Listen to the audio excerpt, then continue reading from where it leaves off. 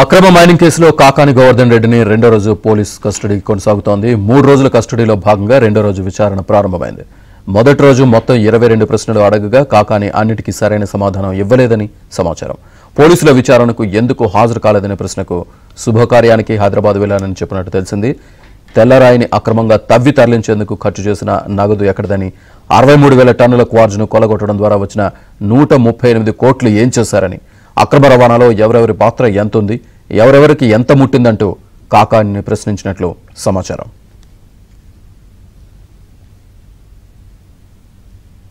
కాకాని రెండో రోజు పోలీస్ కస్టడీకి సంబంధించి పూర్తి సమాచారాన్ని మా కరెస్పాండెంట్ మహేష్ అందిస్తారు. మహేష్, శ్రీనివాస్ కృష్ణపట్నం పోర్టు పిఎస్ లో మాజీ మంత్రి కాకాని గోవర్ధన్ రెడ్డిని న్యాయవాది సమక్షంలోనే పోలీసులు విచారణ సాగిస్తున్నారు. ప్రధానంగా చూస్తే నిన్నటి రోజున ఆయన కస్టడీ తీసుకున్న విషయం తెలిసిందే. నిన్న దాదాపు 2.5 గంటల పాటు దాదాపు 22 ప్రశ్నలు పోలీసులు సంధించారు. అయితే కనీసం ఏ ప్రశ్నకు కూడా ఆయన సరైనటువంటి సమాధానం ఇవ్వలేదని తెలుస్తుంది. డిఎస్పీ ఘట్టమైన శ్రీనివాసరావు నేతృత్వంలో విచారణ కొనసాగుతుంది. రేపు సాయంత్రం 5 గంటల వరకు కూడా పోలీస్ కస్టడీ కొనసాగుతుంది. ఆ తర్వాత 5 గంటలకు ఆయనకి జైలుకి అప్పగించనున్నారు. మొత్తం మీద చూస్తే నిన్నటి నుంచి కూడా దాదాపు నిన్న 2.5 గంటల పాటు ఎన్నో ప్రశ్నలు అడిగినా కూడా దేనికి కూడా ఆయన సమాధానం చెప్పలేదు. కనీసం విచారణకు ఆయన సహకరించడం లేదుగా తెలుస్తూ ఉంది. క్వార్జీ అక్రమ తవ్వకాలు, భారీగా పేలుడు పదార్థాల వినియోగం, అట్రాసిటీ కేసుకు సంబంధించి ఇప్పటికే పోలీసులు పలు కీలక ఆధారాలు కూడా సేకరించారు.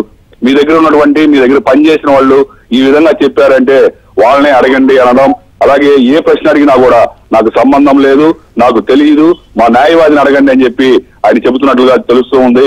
మొత్తం మీద చూస్తే ఈ కాకాని గోవర్ధన్ రెడ్డి సొంత ఊరు తోడేరు, ఆ ప్రాంతంలోనే రుస్తుం మైన్స్ ఉన్నాయి. ఆ జగన్ ప్రభుత్వ హయాంలో రుస్తుం మైన్స్ యజమానుల్ని రౌడీ మూకలతో బెదిరించి భయపెట్టి అక్కడి నుంచి తరిమేశారు. వెంటనే అక్కడ అక్రమ తవ్వకాలు మొదలు పెట్టారు. దాదాపు పెద్ద ఎత్తున పేలుడు పదార్థాలు వినియోగించడం జరిగింది.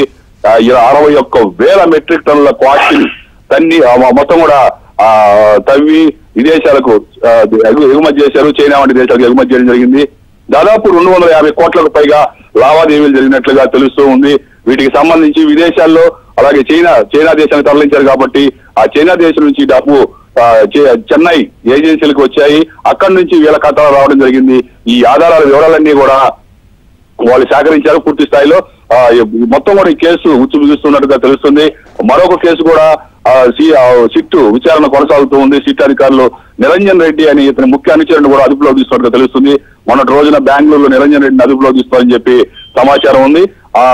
ప్రధానంగా చూస్తే గ్రావిల్ మాఫియా, గ్రావిల్ తవ్వకాల్లో కూడా ఏకంగా ఎంపీ మాగుంట శ్రీనివాసరెడ్డి పేరునే వినియోగించారు. ఆయన సంతకాన్ని ఫోర్జరీ చేశారు. ఆ కేసు సిట్ దర్యాప్తు చేస్తూ ఉంది. అది కూడా వేగంగా దర్యాప్తు ముమ్మరంగా కొనసాగుతున్నటువంటి పరిస్థితి. ఈ నేపథ్యంలో అంటే ఈయన ఇటువైపు ఈ క్వార్జీ కేసుకు సంబంధించి విచారణకి ఆయన సహకరించట్లేదు. మరోవైపు సిట్ గ్రావెల్ తవ్వకాలు, మాగుంట శ్రీనివాసరెడ్డి సంతకం ఫోర్జరీ, ఆ కేసు కూడా వేగవంతంగా విచారణ సాగుతున్న నేపథ్యంలో ఇప్పట్లో బయటకు రారనే చర్చ కూడా సాగుతూ ఉంది. మొత్తం మీద చూస్తే కాకాని గోవర్ధన్ రెడ్డి ఈ క్వార్జీ కుంభకోణానికి సంబంధించి ఏ ఒక్కదాని కూడా సమాధానం చెప్పకుండా పోలీసులు సహకరిస్తున్నటువంటి పరిస్థితి లేదు. రేపు సాయంత్రం 5 గంటల దాకా ఈ విచారణ కొనసాగి ఆయన్ని జైలుకి అప్పగించనున్నారు.